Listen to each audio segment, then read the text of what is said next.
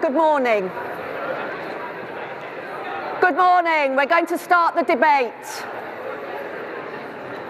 Thank you.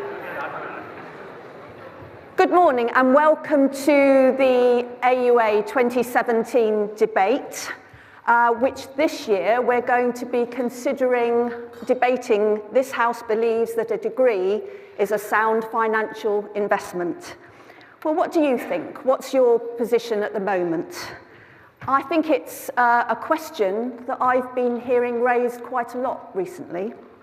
And if you reflect on that position, the position of the debate, against some of the things that we heard yesterday from Nicola Dandridge, where we know, for example, that the numbers of mature students in the sector is going down. Is that a result of thinking about the financial implications of taking a degree? We also know about the introduction of degree-level apprenticeships, and the funding model is different, and I certainly think that's a factor in the debate. We know that graduates are progressing to jobs that weren't necessarily looking to recruit a graduate to fill that position. But we know that young people and their families, particularly from certain strata in society, are still very much committed to going on to university. They're not in the least bit deterred.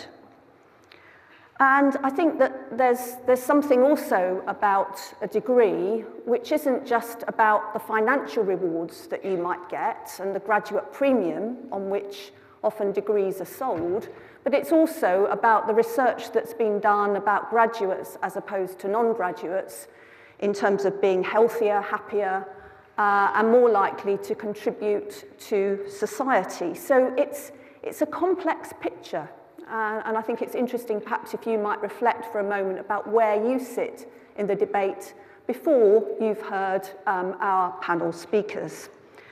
What's going to happen is that we're going to hear from our panel members, who I'm going to introduce in a short while. They're each going to speak for 5 minutes, 2 of the panel members speaking for the motion, 2 against. Then we're going to open it up to the floor. We've got some roving mics, and if you would like to make some comments, or indeed ask some questions directed particularly at the panel members, then that's fine. We will do that for about 20 minutes or so, and then we'll pass back to the panel members to summarise and make their final position before we then move to the vote. And for those of you who've been here before, it's no more red and green bits of paper and me making jokes about ready, steady, cook. We're going technological today, and the voting will be online, but more about that later. Let me introduce our panel members. From nearest me, working away from me, I won't try and do the lesson rights with the mirror images. We have Professor Malcolm Press, who is the Vice-Chancellor at Manchester Metropolitan University, and he's been there since 2015. He's an ecologist, did a PhD here at Manchester, then held a postdoctoral research position at UCL in London before moving into lecturing. His career has been in higher education, achieving progressively more senior roles.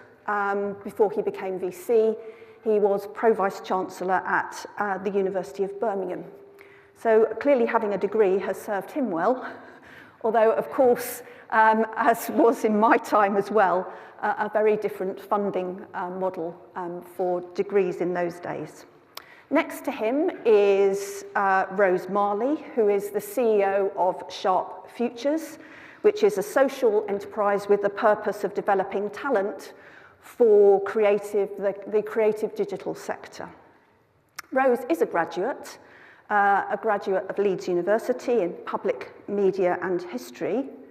While she was a student, she was already freelancing in the music business and actually writing for newspapers. And shortly after graduating, she founded her first company, a production studio. Then she diversified and into PR with Rose Marley Management. She is committed to making a difference for young people in Manchester. And her social enterprises get involved with thousands of young people in local schools. So I think it's going to be interesting, therefore, to find her take on whether a degree is worth the investment. And she promises that she's going to be a bit controversial. Yeah. Next to her is Sana Iqbal, who is the president of the Students' Union at the University of Central Lancashire. She graduated last summer in pharmacy, and during her term of office at UCLan, starting as Student Union president back last summer, she has entered into a legally binding partnership between the Students' Union and the university to recognise and act on the wishes of the student voice. So I think that's very interesting in terms of thinking about that commitment to improving the student experience. She champions widening access to higher education and the role that higher education has in empowering people. So with that in mind, it will perhaps be difficult to see a degree as just a financial investment, but we shall hear from her. And then finally, Ant Bagshaw, who's Deputy Director at Wonkhe, joining Wonkhe in May 2016. He had policy roles prior to that at LSE and the University of Kent. Now he leads on training events and projects at Wonkhe, as well as, of course, writing as a wonk for Wonkhe. If you haven't seen any of the Wonkhe outputs, then I do recommend, I positively encourage you to look at them, go online and find Wonkhe. It's branded as the home of higher education wonks, but I don't think it necessarily, you have to be a policy geek in order to actually think that you can benefit from reading what Wonkhe has to say. And I think you get some interesting perspectives on higher education policy. So I'm sure, therefore, that Ant will have an interesting perspective in terms of his contribution today. So, now on to our panel members. That's them introduced. What I'm going to do then is invite them to make their contributions in turn. And I'm going to be, although I think there's been a bit of bartering around some of the time allowances, I am going to be fairly strict around time. So, first of all, Professor Malcolm Press, who's going to speak for the motion.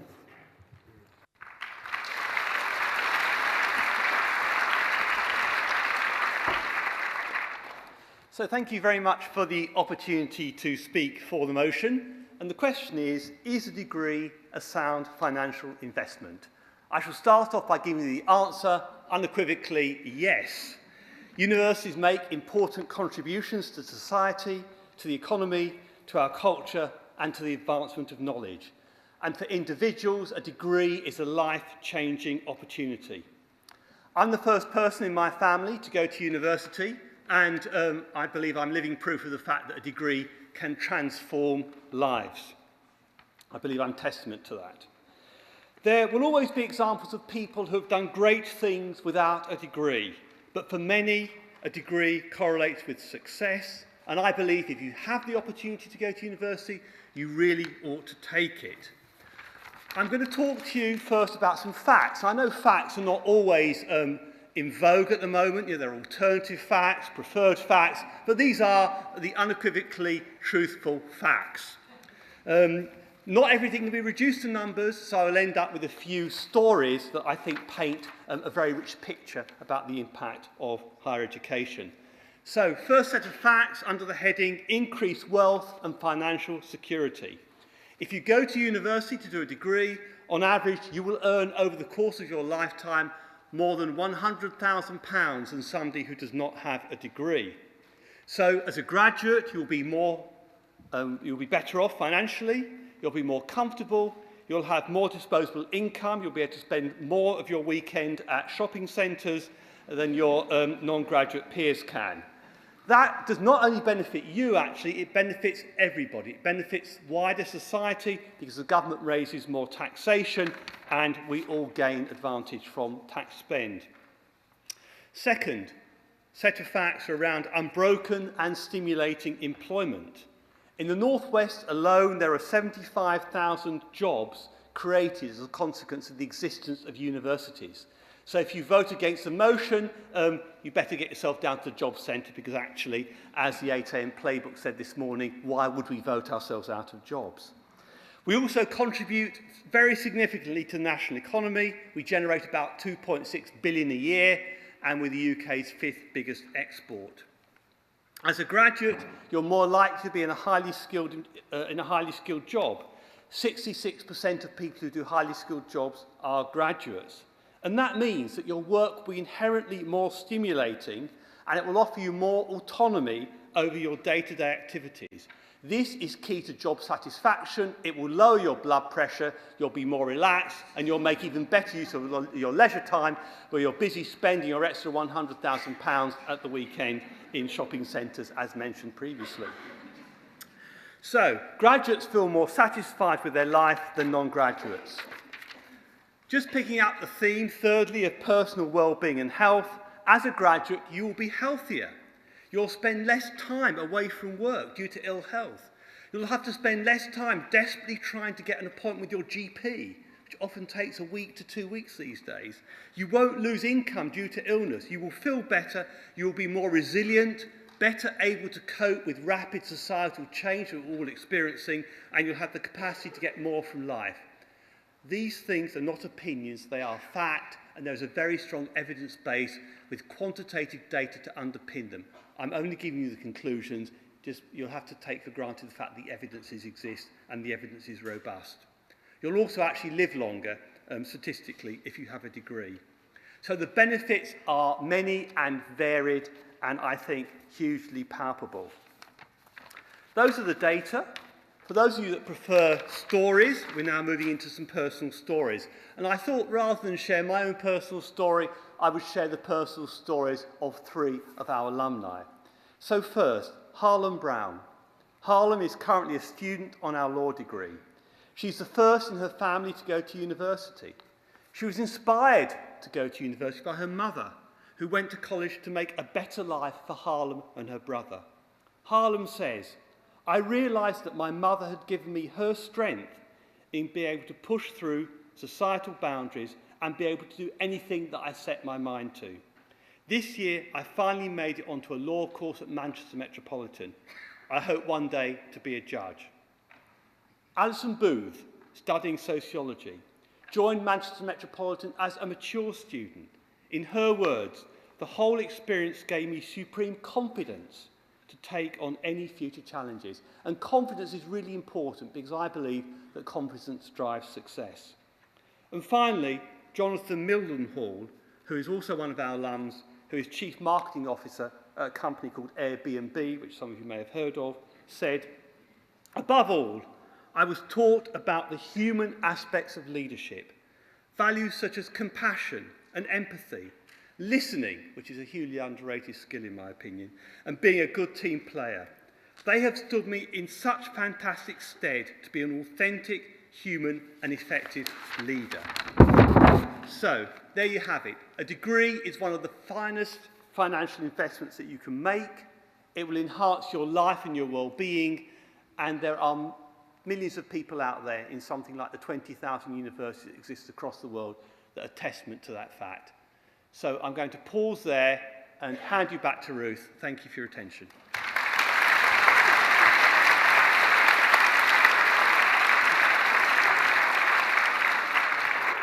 Thank you very much, Malcolm, and for keeping to time. And now it's Rose Marley to speak against the motion.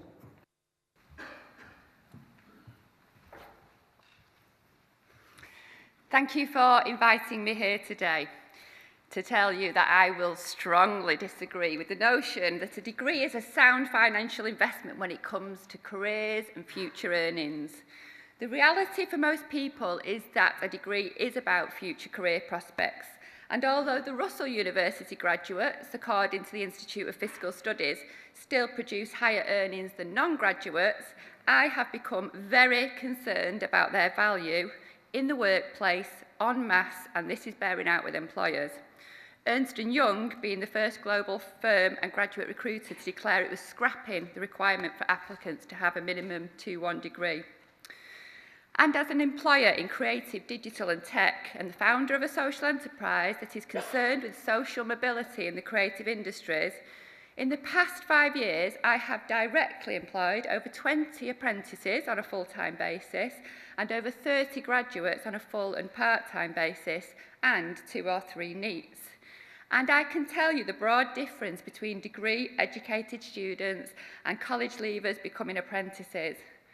Firstly, they are slightly older and therefore slightly more mature. Secondly, they have a strong and often unjustified sense of their own self-worth to an employer. Surprisingly, their skills base is not of great substance for the workplace, and at risk of being lynched on the way out of here, I'll outline the extreme version of why this is the case through my work supplying human capital or talent to over 40 employers, including large organisations such as the BBC, ITV and Cisco, to tiny, weeny micro businesses and one-man bands. There are 3 reasons. In the first instance, I believe educators are poor ambassadors of the workplace, not least because many educators have limited experience of other environments other than academia. School, college, university, bit more university, lecturer. Does that sound familiar? As employers, we are already battling in education with the remnants of the first industrial revolution, with our young people still moving around en masse to a bell from the age of 5 and rote learning archaic skills, when we're on the cusp of the 4th industrial revolution and the advancement of machine learning. But the very conduits of learning that are most perfectly placed to churn out our future brilliant workforce have limited experience of the workplace themselves. And in a self-fulfilling style, only points to education, school points to A-levels point to degrees. It is only the bold, high-attaining student or the financially poor that has the impetus to stand against their educators and parents and to argue their case for an apprenticeship or an alternative career path. I have lost count of the amount of times I've interviewed a young person who has been strongly advised to do a degree over an apprenticeship because they are better than that. Shocking to every employer I know, and actually the emotional intelligence displayed by that young person in standing up for what they know is the right path for them normally earns them the job. I say emotional intelligence not without grounding. It is identified by the World Economic Forum as one of the top 10 skills requirements of employers globally, also including critical thinking, complex problem solving, people management, coordinating with others, negotiation and creativity, which leads me to my second point about developing these skills. An argument greatly delivered in my sector, digital skills, green tech, is that the curriculum cannot keep up. Well, I'm here to tell you that this is no excuse. We don't want you to invest hundreds of thousands of pounds in the latest kit that will become obsolete with every new upgrade you can't afford. We don't want them to be experts in X, Y, Z of the latest software. We can do that. We want them to know how to research and answer, how to work in pairs, how to solve things, how to take responsibility for a deadline, how to be creative. And as much as the principles and themes in Shakespeare can still be seen in every dramatic genre from the West End to soap operas, so too we need our degree education to develop and deliver key themes that will stand robust on this whirligig of time, because this is where degrees can excel. But we don't. And for my final third point and provocation, I believe lecturers are too scared to challenge their students. So concerned about the fees and bums on remaining seats that they are not ejected from a project for refusing to work collaboratively or for missing tutorials at set times. Lecturers are rewinding, repeating, bending over backwards to accommodate their client, and that is no mean feat. It is a challenge working with millennials who have a complete and utter on-demand mindset. We've all heard the term snowflake generation, where everybody is a unique individual. Well, that heartbreaking news, again for us employers, are left to deliver when it turns out you're not so unique. In fact, it turns out you're not quite reaching the mark, and having rarely been given constructive criticism in your work to date, become extreme crushing blows to the high-performing academic who is not only now feeling unfulfilled in the workplace, but unliked, and completely out of their comfort zone, resulting in compounded poor mental health outcomes. We are not doing anyone any favours in this equation, the employers, the lecturers, or the young people themselves. I have a media degree. I learned how to develop photographs in dark rooms and how to cut and splice analogue recording tape. That's been useful. Do I earn more because of it? No. Would I still be paying that off now if I'd been subject to fees? It is, very likely.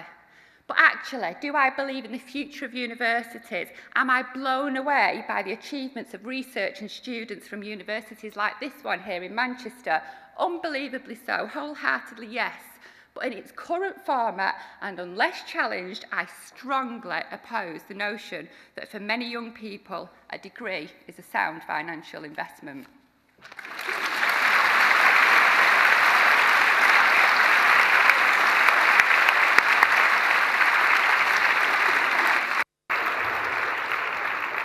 Thank you very much, Rose. And now Sana Iqbal to speak for the motion.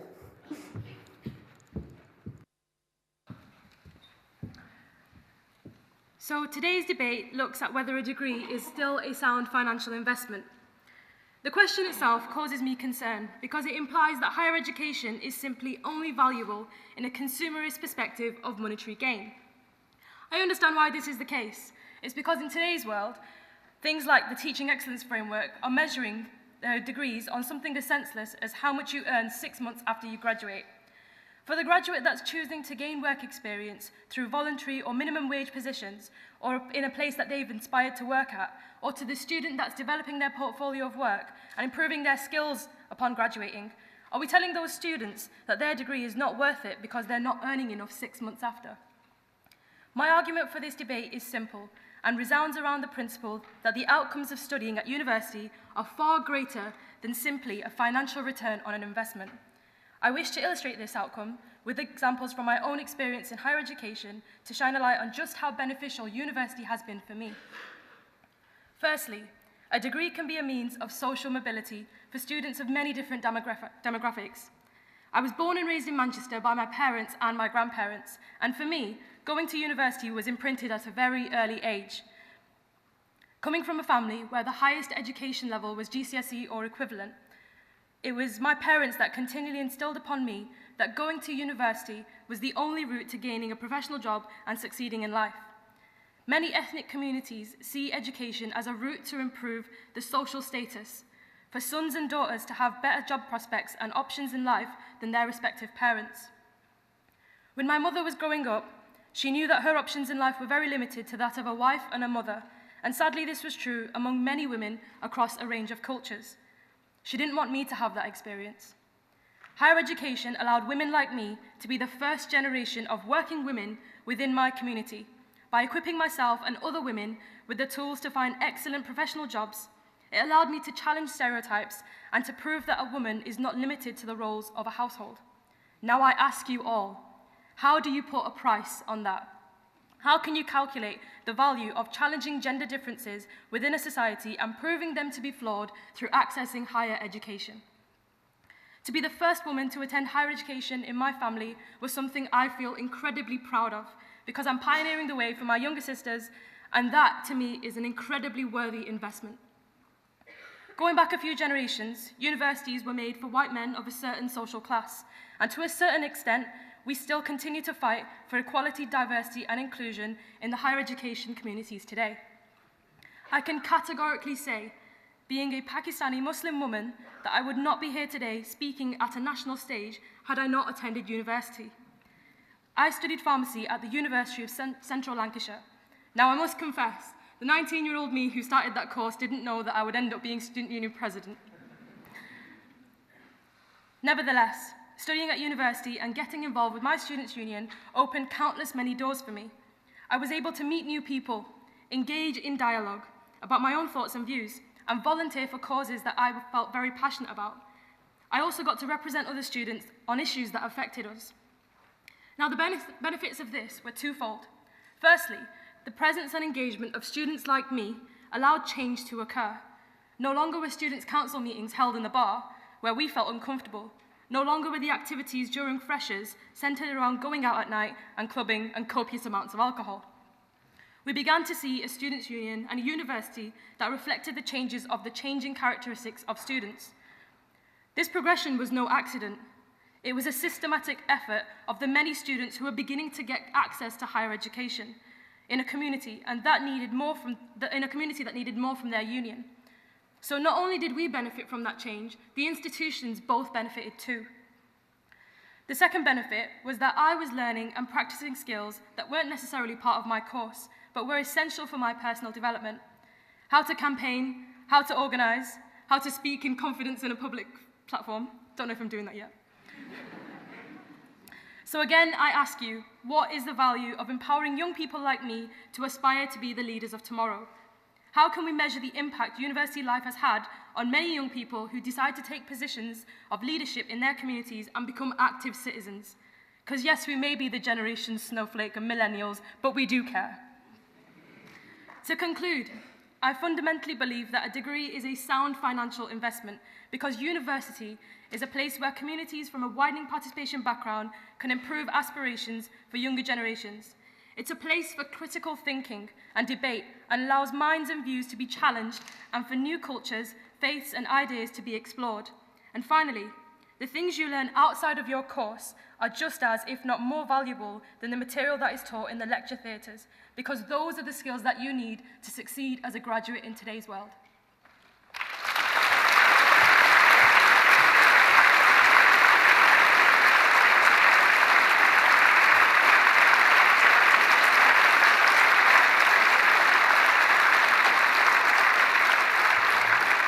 And now, finally, Ant Bagshaw speaking against the motion.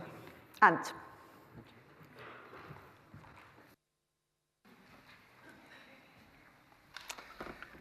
Now, you've heard some important and impassioned arguments, but for me, I know this audience, and I know that you're people of logic, and you will see straight through this question. You cannot, in good conscience, vote in favour of this motion, and I'll explain to you why. There are two words here that you cannot agree with. The first is the suggestion that a degree, the degree as the unit of learning, is what we should concentrate on. I want you to either cast your mind back or perhaps just imagine the 1890s, and we're in London, and the streets starting to whiff, mounds of manure rising waist high on the side of the road. And yet, a generation later, there were no horses on the streets of London because the motor car had arrived and the 90% of the horses had lost their jobs. And we are at that moment again. And you cannot go a week without stories of the driverless car potentially crashing into something, but also the opportunity that driverless cars and vehicles have. Driving is the #1 category of employment in the United States. Now, driving may not be a graduate job, but the transformation of jobs is happening across every job family. Bankers, and I'm sure you're going to feel sorry for them, are losing their jobs to computer algorithms. I hear the tears in the back rows. It is uncomfortable to think about it, but your jobs are changing too. And that is why a degree as a unit of learning, and too much of HE policy is focused particularly on the standard age, on the undergraduate, on the 3-year model, because it neglects what we need, and we need learning very broadly defined. So that is throughout life. We need the ability to take chunks of learning wherever and whenever and however we need it, be that online, face-to-face, some blended options. We need to reject the policy, the pernicious policy of ELQ. We need to allow people where they have trained to one level to retrain to that level. We need credit accumulation and transfer as well. And we have to see beyond the degree as a product fit for purpose for the future. I also want to focus, and we've heard some really, really good arguments, and I'm delighted that both Professors Press and Farwell have contributed to the argument that is, the degree is worth more than the financial outcome. And you must reject this premise that a degree is a sound financial investment, because it isn't. We've heard a degree will teach you to turn your phone off in a lecture theatre. Skills for the world of work, as we heard from Rose. Spiritual, emotional, personal, compassionate, empathetic, healthier, happier. These are the things, and you must reject the logic of the question as put. Now, I suspect, and you can tell me if I'm wrong, I suspect that you went into work in universities not for the money. And work is about so much more than the money. It is about development and opportunity, and you would not be at a conference where you are meeting with others and exchanging ideas and learning if you thought that work was just about the money. And it is that same basis on which you must reject the idea the degree is just a financial investment. So I implore you, well, I know you will because you're logical people, you will reject the question that a degree is not a financial investment. Thank you.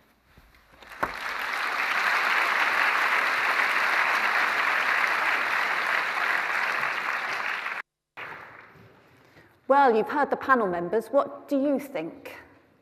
All sorts of ideas. Do you want to dissect the original question?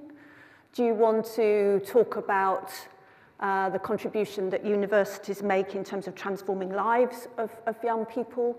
Do you think actually that universities don't prepare people very well for the world of work? What do you want to add to the debate that we've heard? Who would like to start? Thank you. A mic's coming down.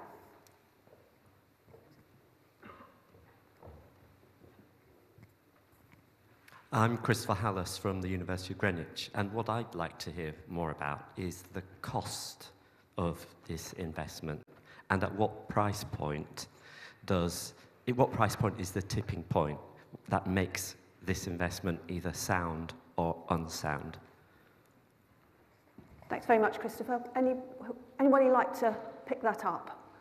Particularly relevant with possibility of the fees increasing year on year with outcomes of TEF and so on. And I'd like to comment that you'll have seen, I think, in the December release of the longitudinal education outcome data, it's getting exciting here, that the absolute value of a degree varies wildly by what you study and where you study.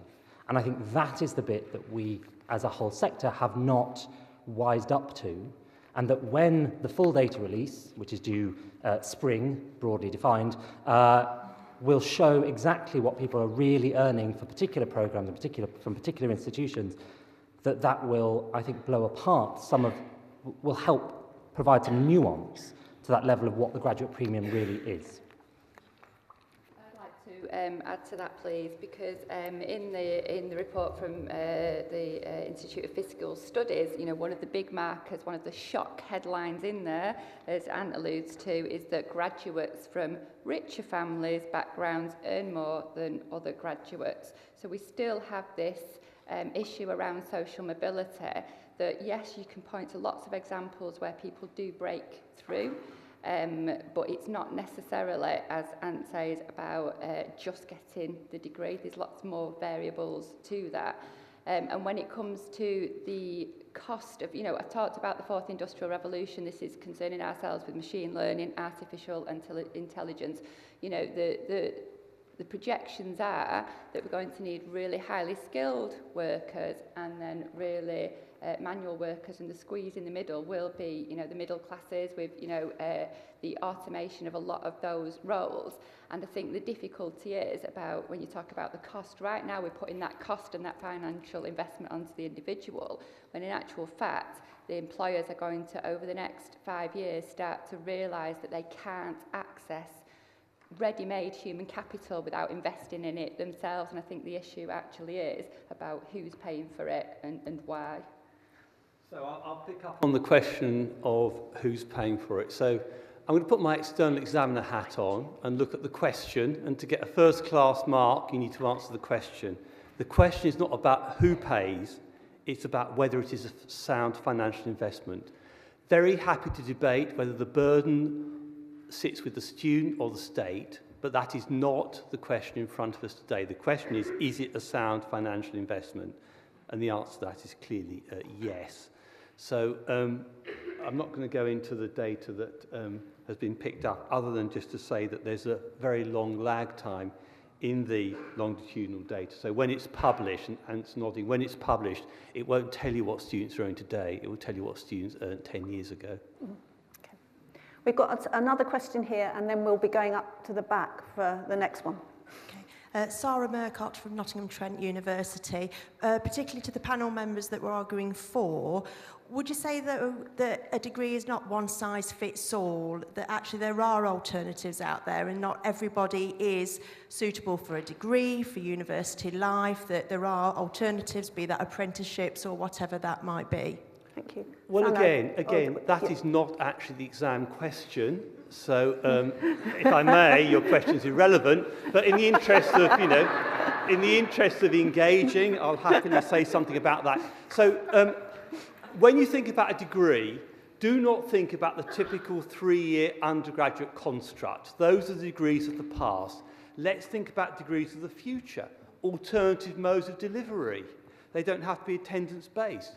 Degree apprenticeships. My university has 17% of all the degree apprenticeships on offer in the country at the moment, where you can work and learn simultaneously over a 4-year period.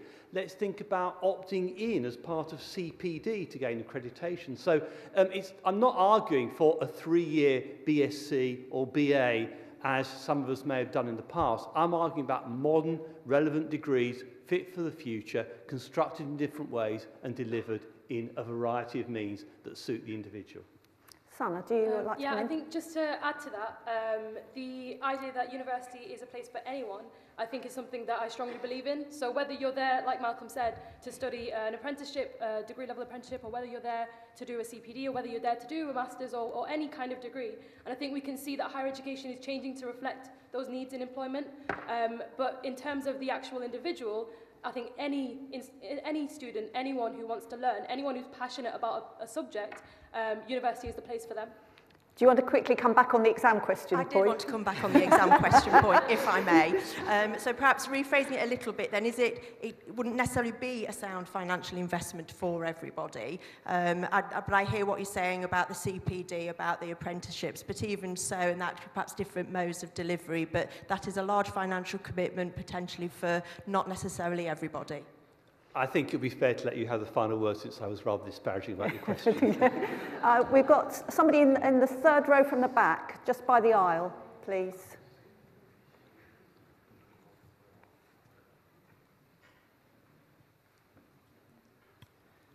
John Miller-Matthews from Imperial College London. I think Ant's answer actually touched on this, as did a couple of other points just made. I think the problem is with the question itself, in that I'm not going to argue that challenging the question isn't valid. I'm actually going to argue that the question itself is flawed. It isn't that a degree is a sound financial investment. We need to be recognizing that some degrees are very much sound financial investments and others, frankly, are not. So I'm not entirely sure a yes-no binary answer is correct to this. It is more, may these degrees be sound financial investments, might these not be? For example, an MBA, I think certainly most business schools and most MBA candidates would say is very much a sound financial investment. The only reason people do it is to essentially earn more money.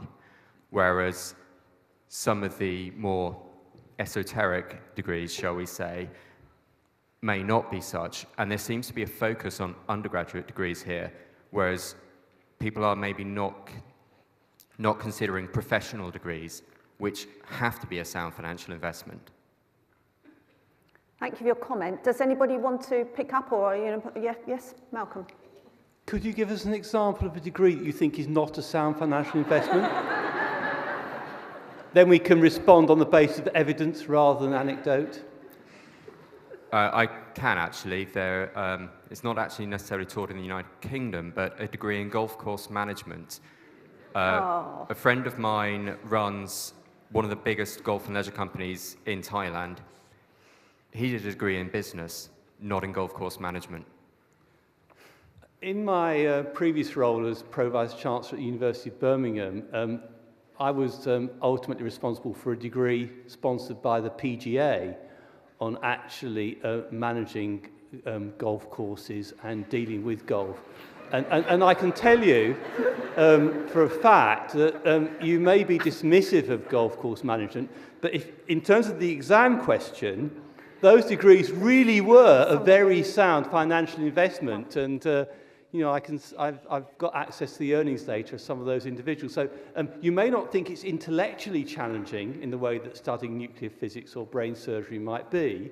But again, coming back to the exam question, those degrees are absolutely sound financial investments, yes. But if we also come to the evidence on a national level, we know that your graduate outcomes and the financial return of going and studying is determined so much by the social capital with which you started.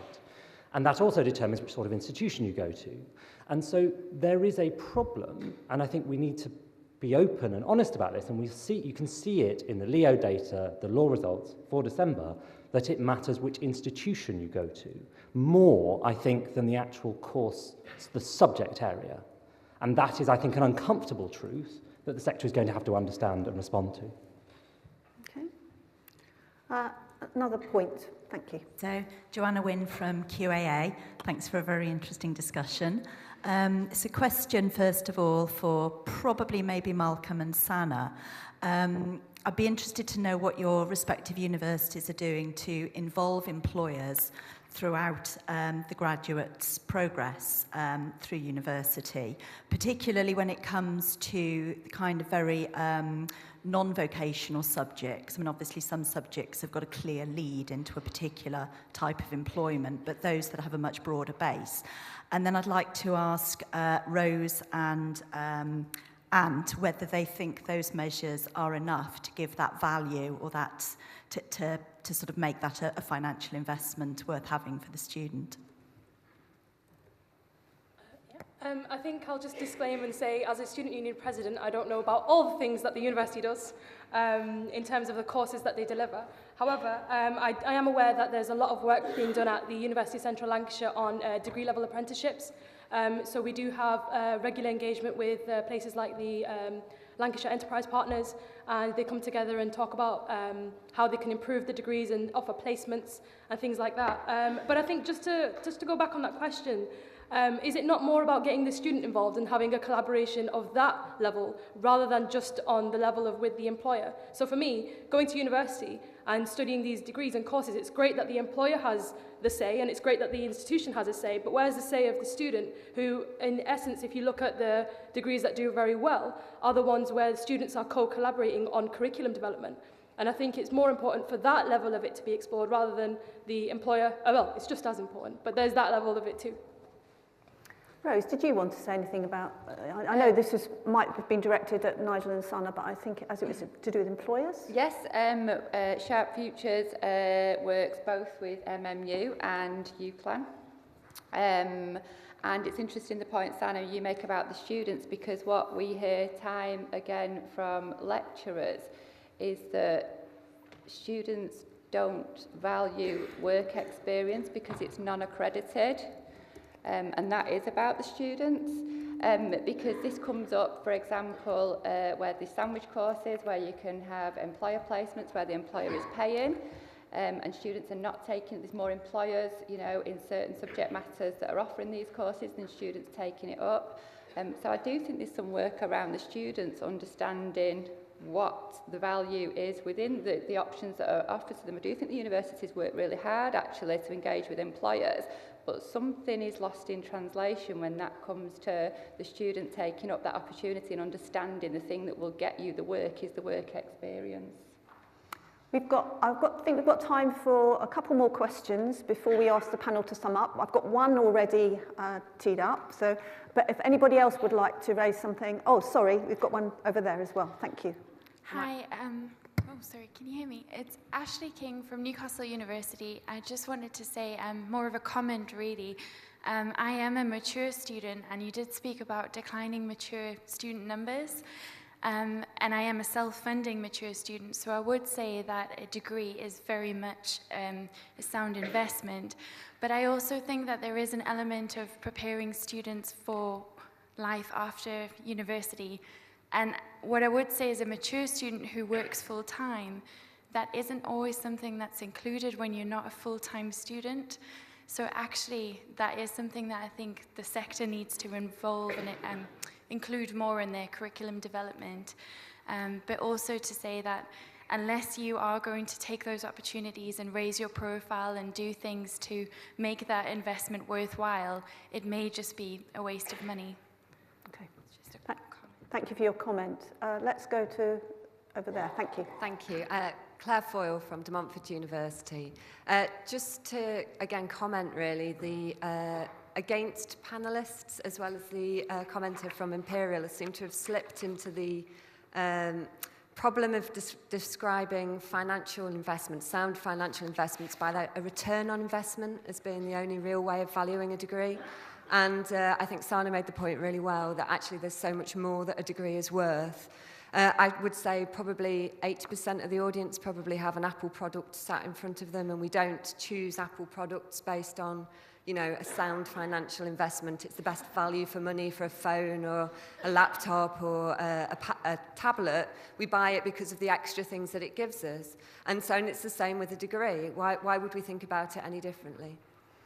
And sorry, one final little comment. Leo data, I think we haven't got to a nuanced way of using that data yet. So I would say any findings from it is slightly flawed at the moment. We haven't found a way of taking into account women in the data properly in terms of career breaks, in terms of the gap between males and females that we know that exists. So I would say the way that Leo data is being looked at the moment is incredibly flawed. Right. I'd like to respond to that because, you know, as I flippantly said earlier about what I took away from my degree being about developing photos in dark rooms, there was a lot more to my degree than those technical media skills that have become obsolete, and I wouldn't exchange my university experience for anything. But as we keep pointing out, that is not the question. We're talking about a very specific type of learning, which is a degree.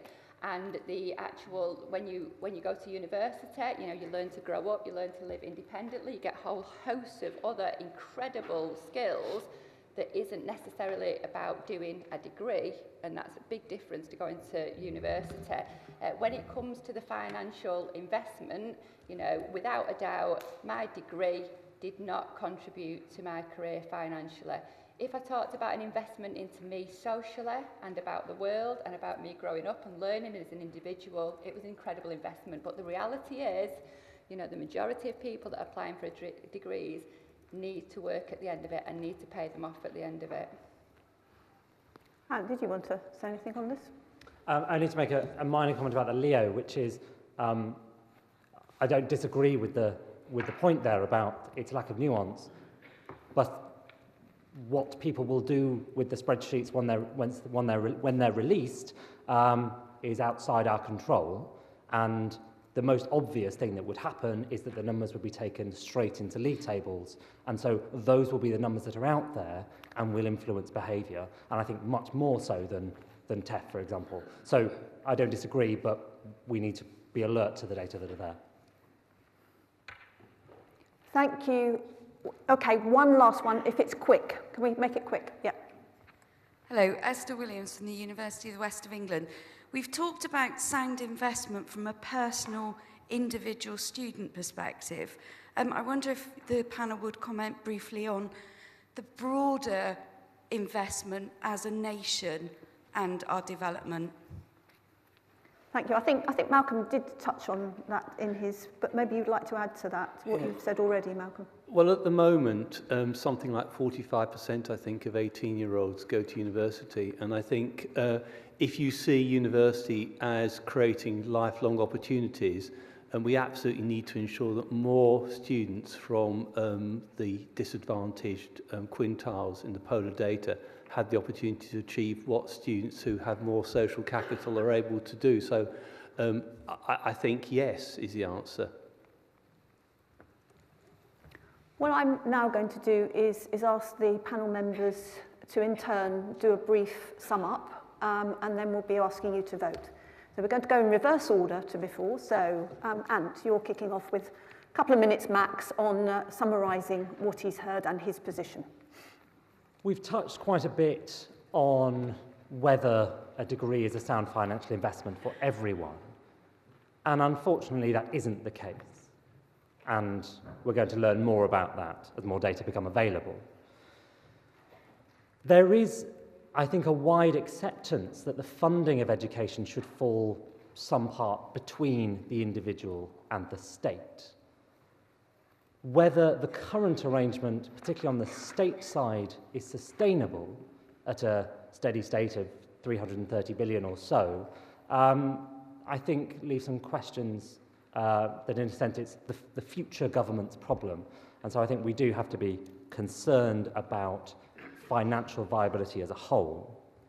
But I'd like to bring you back to the question put before us, and the question is about a degree, and the degree as the unit of learning is not the one that we need for the future. And I think there is common agreement that a degree and other forms of learning is much more than a financial investment. But the question asks about a financial investment, and I'd invite you to apply your logic and vote no. Thank you, Anne. Sana. So I wholeheartedly disagree and think that a university degree is for everyone. I think it's an onus on institutions to reflect the needs of the changing demographics of students who are coming to university. And I think by allowing those students to access higher education, that's how you're going to see that change. I think often these kind of debates do go quite wide and look at the helicopter view, but behind it there are people like me who are just waiting for the opportunity to go to higher education and for their lives to change. And I think we can't afford for students to not have the opportunity, or for young people not to have the opportunity. We've had some comments made about the usefulness of a degree as a learning unit, but I think what I would say is that if all of the things that I learned and all of the things that have been mentioned about what you do when you're at the institution, you wouldn't be in that position or have those opportunities if you didn't do the degree. So I think it's much more than the studying that you do. It's about all of the things, and it is, to echo what was said earlier, it is about how much you apply yourself and how much you can gain from your degree, and those skills are things that you learn when you're in that institution.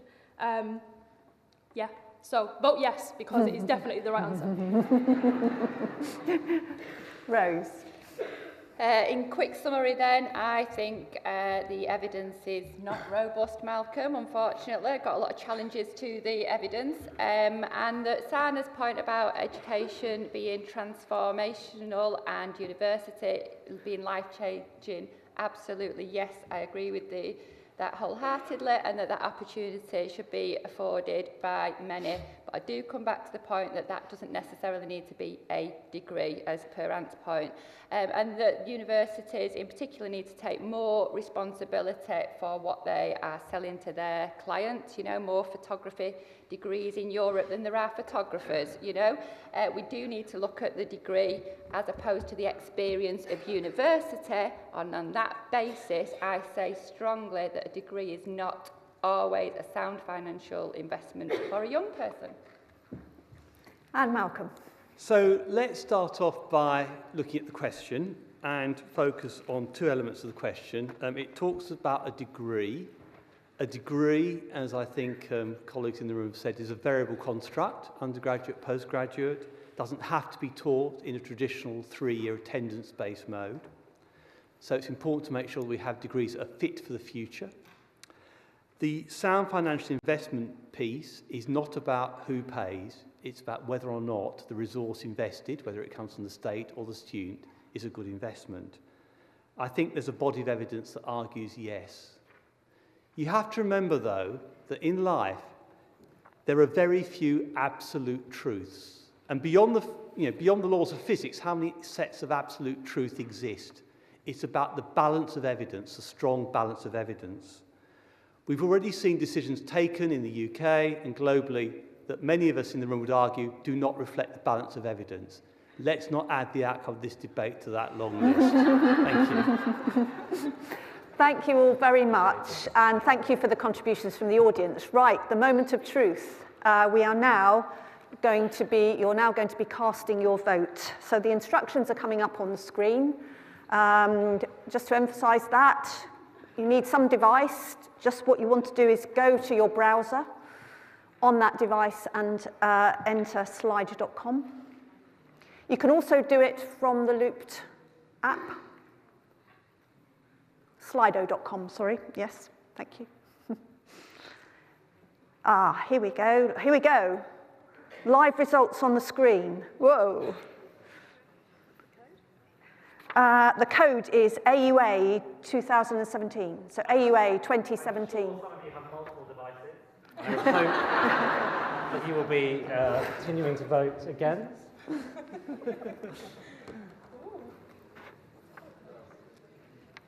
Ooh. Well, I'm going to.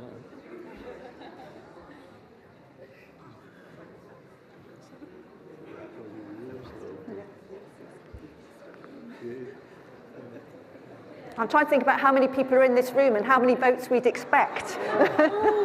Oh.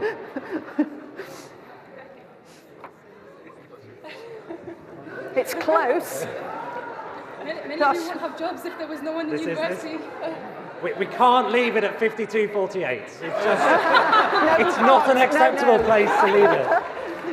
I quite agree.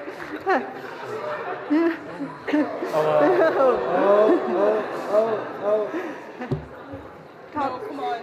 Come on now, guys.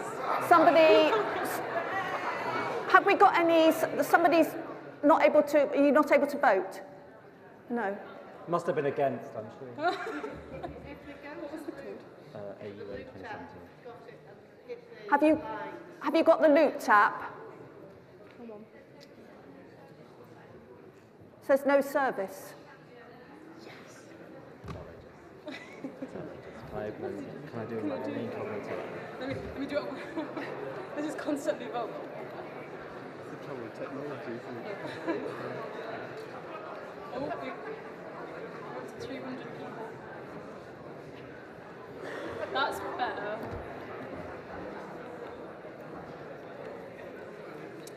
Turns out you can vote. I think I have to balance it by doing the same thing. In the interest of fairness, I will do the same. You get on with votes? Yeah.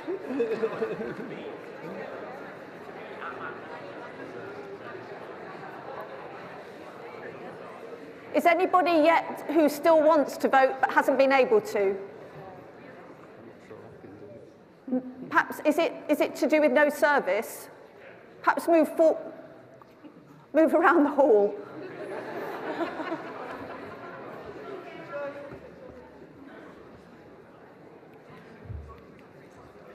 There are two people in the back row who wanted to vote but couldn't. Perhaps, Amanda, you could take a secret vote from them.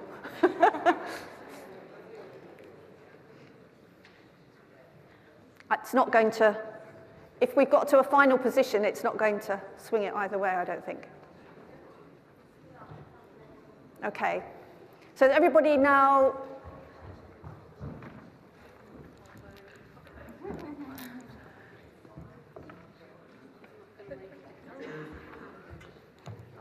Two more for and two more against. Okay. People who've had difficulty voting online, they've balanced themselves out because there were 2 against and 2 for. And I have Amanda's trust on that one. Okay, so, well, there we are. It is a close-run thing, however. I thought it was going to be much more conclusively one way or the other than that.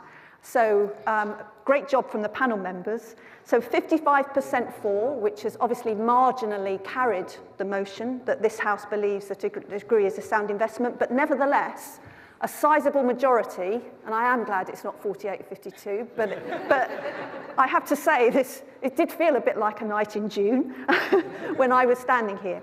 So against 45%. I'm going to ask, is anybody prepared to admit that they changed their mind? I was wondering whether we'd have the votes cast at the beginning in terms of what you thought and then afterwards. Was anybody who prepared to actually say that they changed their position, having heard the arguments? Yes, I did. I was going to vote for, but I voted against because I wasn't convinced by the arguments put forward today. Okay. And I also think that sometimes the exam question wasn't answered. Yes. and maybe an exam question, even if it was answered, that could be interpreted in many different ways. I want to, first of all, thank the panel members for their contribution. I think it's been, as always, a very interesting and exciting session. Thanks to your involvement and also to the panel members.